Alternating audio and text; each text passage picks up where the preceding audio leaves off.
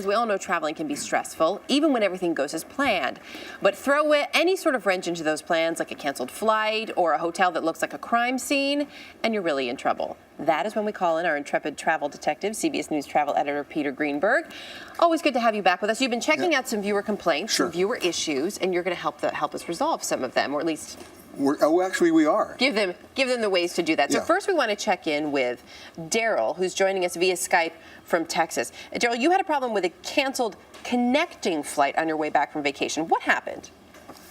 We were returning from Cancun to San Antonio. When we landed in sunny Houston, we were advised our flight was canceled because a crew was not available, and we were booked on a flight the next morning.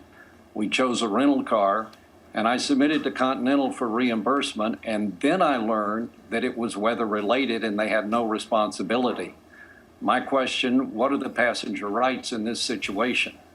Well, you know, weather is the big, I hate to use this pun, a gray area, because airlines will use weather as an excuse, not just where you are, but where the plane is coming from. Yeah. And the plane could be coming from, you know, Nebraska, and you're in New York, and it's a beautiful sunny day in New York. Oh, we have a weather problem.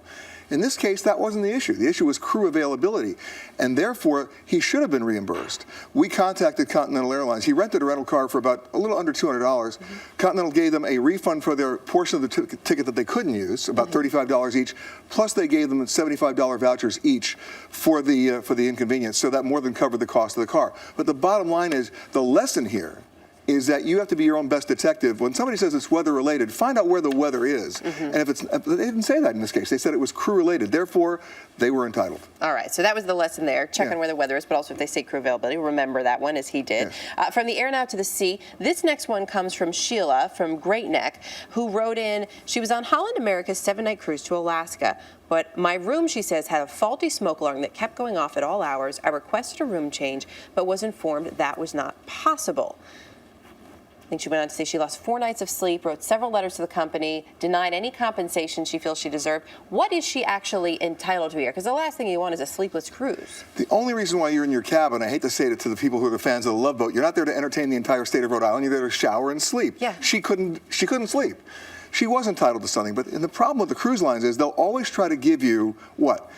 Voucher to come good back for your next cruise. That's not the issue here. She just wanted some compensation for her inconvenience on the cruise. So they offered her, I think, like a $100 voucher against the next cruise, like a shipboard credit. That's useless. We contacted Holland America, got her a $400 refund. Wow. Yeah. There you go. See, I think the lesson there is it always pays to bring in Peter Greenberg. There you go. Which, as Sue in Mapleton, Illinois, is about to learn a little bit about that. She says she bought travel insurance, which is something people always struggle with. She bought travel insurance. She purchased TripMate insurance for the trip to Mexico. Her mother was sick, but her travel agent said, nothing to worry about. You've got the insurance.